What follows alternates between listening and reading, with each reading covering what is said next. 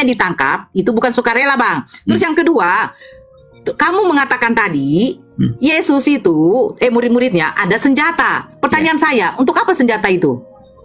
Ya, mereka untuk membela bahwa supaya mereka tidak. Tapi di dalam Markus 14 semua muridnya kabur. Ya, sesudah Yesus menyembuhkan telinga orang tentara yang sudah dipotong kuping itu.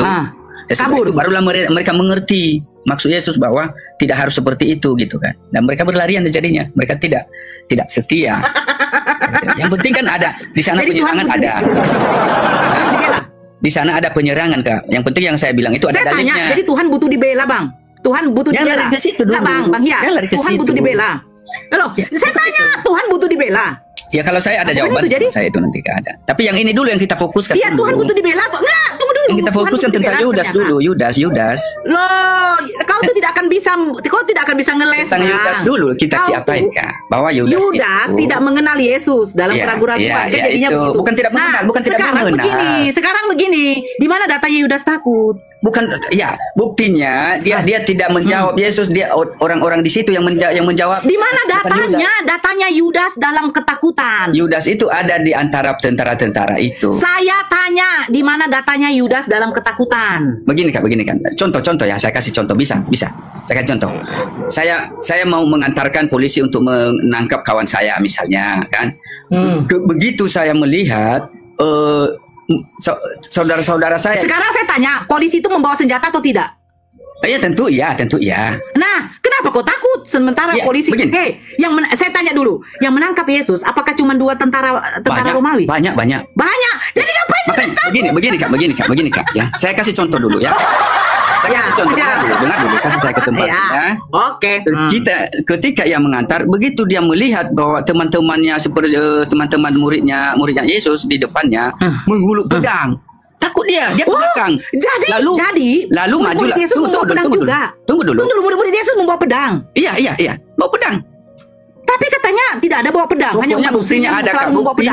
Buktinya mereka bawa pedang. Mereka sudah memotong kuping tentara itu.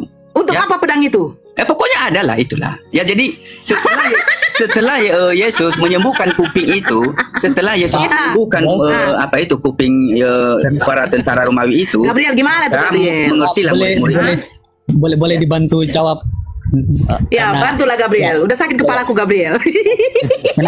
Kenapa sampai murid-murid Yesus atau beberapa dari murid Yesus membawa pedang? Karena pada saat di zaman itu pedang digunakan untuk melindungi diri, itu yang pertama.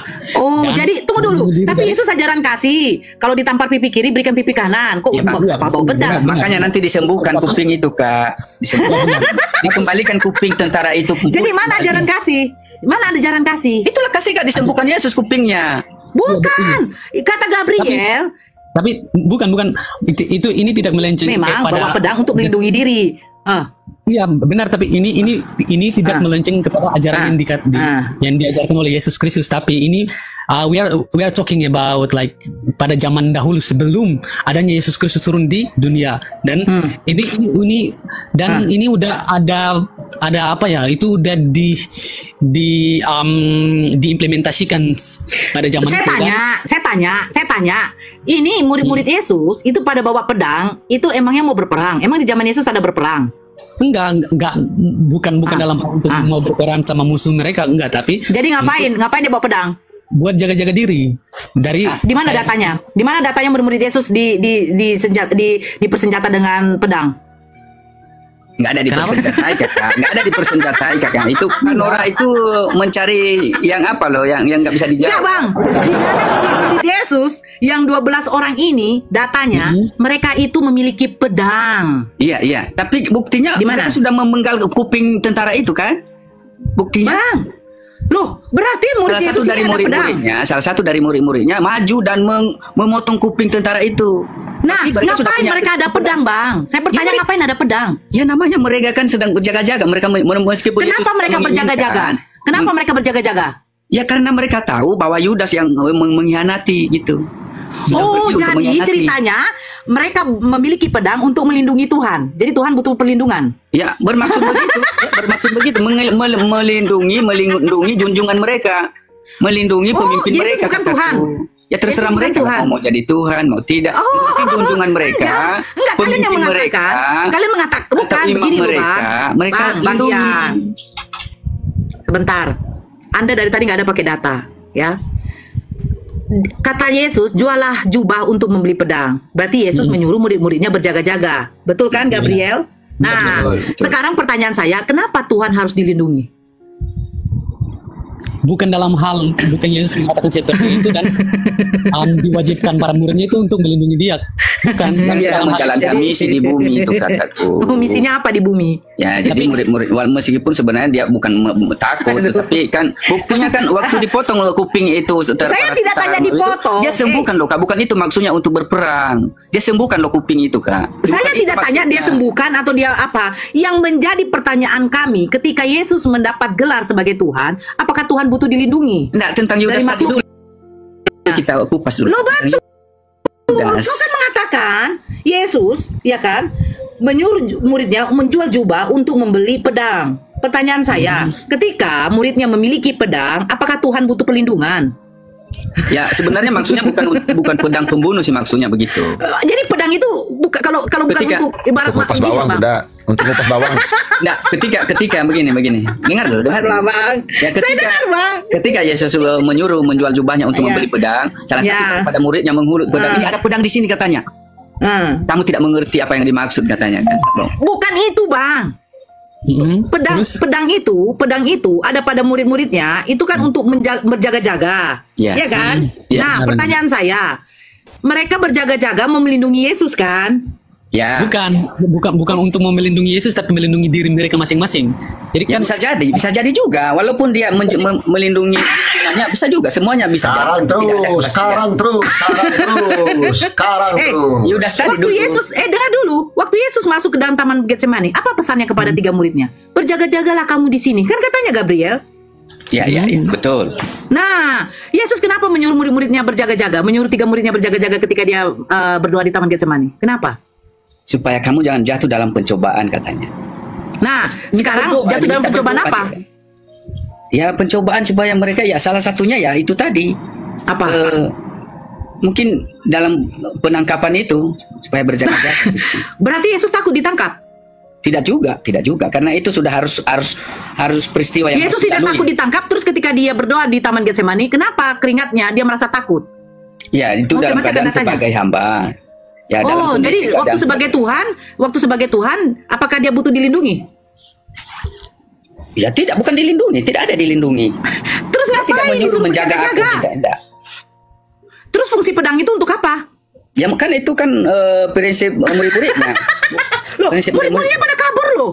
Ya, kabur sesudah disembuhkan kuping itu baru pada berlarian. Karena itu di mana datanya sesudah dia menyembuhkan kuping dia langsung kabur muridnya?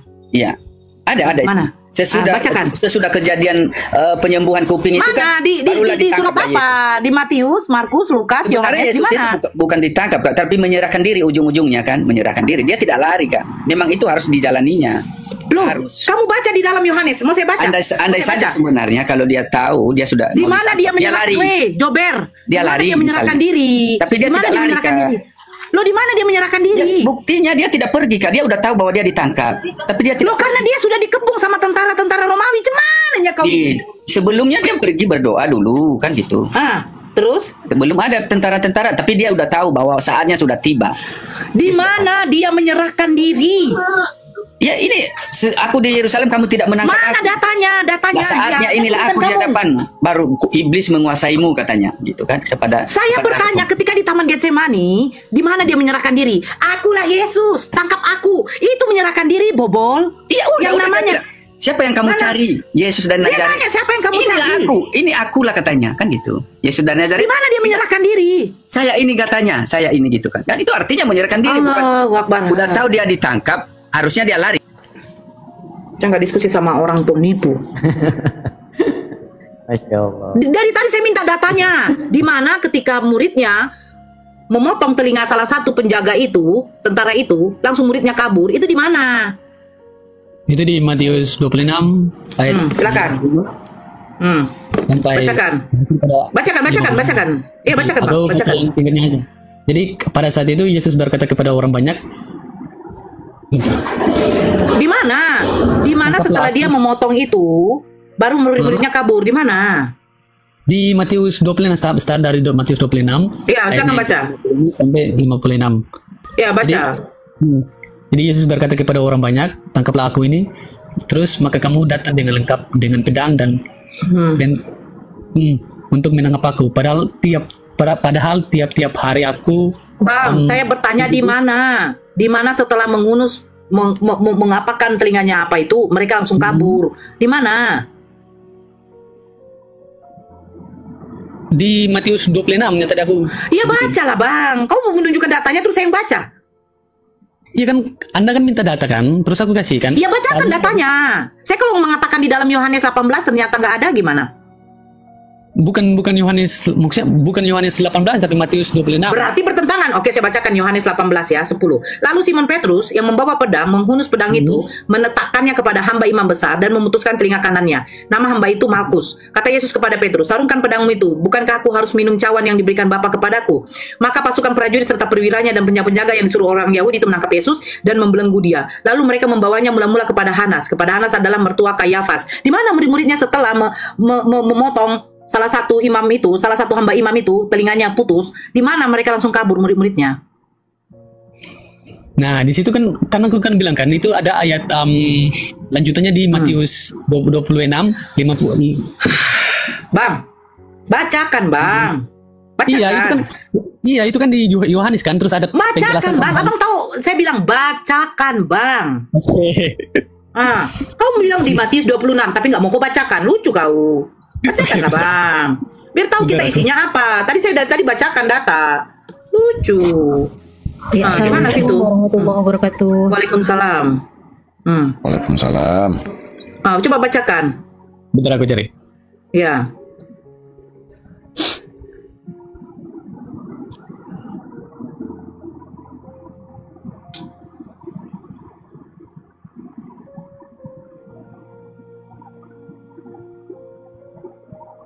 Ya teman-teman kencengin ya tab-tabnya ya, kencengin ya biar kompak. Tadi ada nggak yang dengar Yohanes tadi saya bacakan apa? Ada ya? Pada waktu Yesus maju, siapakah yang kalian cari itu? Ya katanya kan? Di dalam Yohanes. Nah, coba di dalam Matius. Nah, ini yang bertentangan. Yesus ditangkap. Waktu Yesus masih berbicara, datanglah Yudas, salah seorang dari ke-12 murid itu, dan bersama-sama dia serombongan besar orang yang membawa pedang dan pentung. Disuruh oleh imam-imam kepala dan tua-tua bangsa Yahudi. Padahal di dalam Yohanes membawa suluh, senjata dengan lentera. Tapi di sini hanya membawa pedang dan pentung. Pertanyaan saya, suluh, lentera itu sama nggak dengan pentung? Nggak sama. Orang yang menyerahkan dia telah memberitahukan tanda ini kepada mereka. Orang yang akan kucium, itulah dia, tangkaplah dia. Kata Yudas. Dan segera ia maju mendapatkan Yesus dan berkata, "Salam Rabi," lalu mencium dia. Tetapi Yesus berkata kepadanya, "Hai teman, untuk itu kan kau datang?" Maka majulah mereka memegang Yesus dan menangkap dia. Tetapi seorang dari mereka yang menyertai Yesus mengulurkan tangannya, menghunus pedangnya dan menetapkan kepada hamba imam besar sehingga putus telinganya. Maka kata Yesus kepadanya, "Masukkan pedang itu kembali." Tidak dikasih tahu bahwa yang memutuskan telinga itu adalah Petrus. Tetapi di dalam Yohanes dikatakan Petrus. Nah, di dalam Yohanes Yesus maju dulu 2 kali bertanya, "Siapakah yang kau cari itu?" "Yesus dari Nazaret." "Akulah dia." Yesus lalu maju lagi dan bertanya, "Siapakah yang kau cari itu?" "Yesus dari Nazaret." Lalu mundur mereka terjatuh. Tetapi di dalam Matius tidak ada. Nggak ada ditanya seperti itu. Bahkan di dalam Matius 26 nomor 52, maka kata Yesus kepadanya, "Masukkan pedang itu kembali ke dalam sarungnya, sebab barang siapa menggunakan pedang akan binasa oleh pedang." Tetapi seorang dari mereka yang menyertai Yesus, kenapa nggak dikatakan Petrus? Tetapi di dalam Yohanes, Petrus yang memutuskan telinga itu. Kenapa? Kenapa berbeda? Oh, saya baca lagi.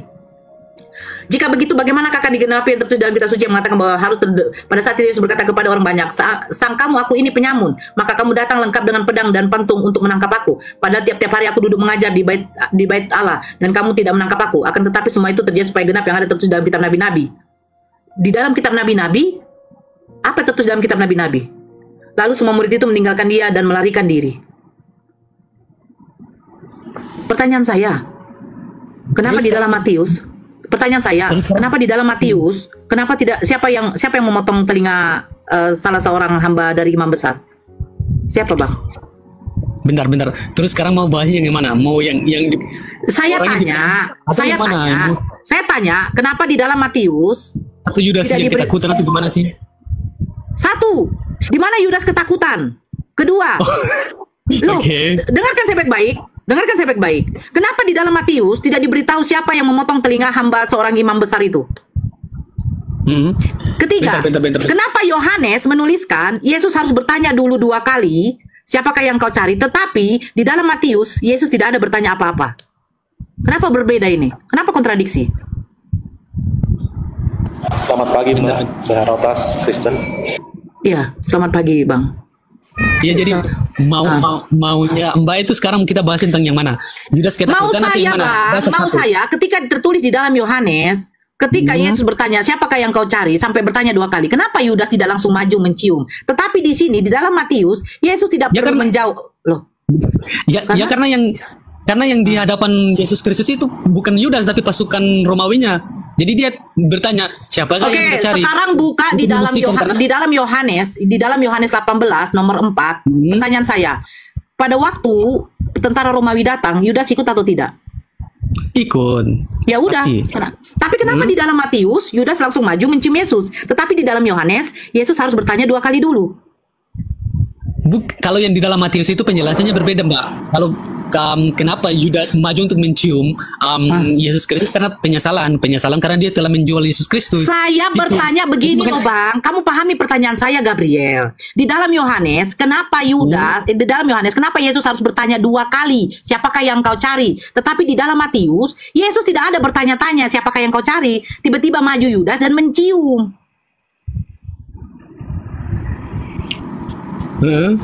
Kenapa bertentangan cerita tentang Yesus ini? Kenapa berbeda? Mana yang benar? Yang satu baru bangun tidur, yang satu kurang tidur tuh Bunda. Beda jadinya. Paham nggak? Di dalam Yohanes, Yesus bertanya 2 kali, siapakah yang kau cari? Siapakah yang kau cari? Tetapi di dalam Matius, Yesus tidak perlu bertanya, tiba-tiba maju Yudas dan mencium. Iya kan, tadi kan saya kan tadi sudah jelaskan kan. Bang, kau paham nggak Bang? Kau paham nggak Bang? Ya. Ketika ada 2 orang, kau suruh untuk membeli Indomie, rumahnya tinggal lurus, yang satu itu berbelok. Pertanyaan saya begini, ketika kau bertanya, kenapa kau lama? Iya, saya harus keliling dulu untuk membeli Indomie ke kedai yang di depan. Yang satu bilang, saya hanya jalan lurus. Kenapa berbeda ceritanya, sementara yang kau tahu, yang satu ini, yang berbelok ini hanya jalan lurus? Kenapa berbeda? Mbak, itu bukan kapasitas Gabriel untuk menjawabnya, itu kan 2 para pemberita. Itu, jadi kenapa ibarat seolah Pak Gabriel yang buat kitab itu, ya kita imani saja. Nah, sekarang pertanyaan saya, kenapa kitab kalian penceritaan ini saja sudah berbeda? Ya kami tidak bisa merubah-rubah, kami kan mengikuti. Loh, kamu mengikuti dari cerita mana yang benar? Apakah Yesus bertanya dulu 2 kali, atau di dalam Matius Yudas langsung maju dan mencium? Nah sekarang saya balikan, di mana Anda disebutkan mengimani Injil, apakah ini termasuk berita ini yang Yohanes sama Matius masuk juga dalam apa kalian keyakinan? Kau sekarang begini Bang, ini cerita tentang penangkapan Yesus. Satu yang kalian yakini adalah memang firman Tuhan, ya. Yohanes menceritakan bahwa pada waktu Yesus ditangkap, Yudas tidak langsung mencium. Tetapi kenapa di dalam Matius Yudas langsung mencium? Ya itu kan udah tertulis, mau diapain? Berarti kalian imani kitab kontradiksi. Imani dong sebagai Kristen. Ya wajib diiman semua yang ada tulis. Jangan paksa. Ini kan masalahnya begini. Jangan paksakan kami berubah gitu. Nah, sekarang saya berbalik. Kalau seandainya ada yang menuliskan bahwa presiden pertama bukan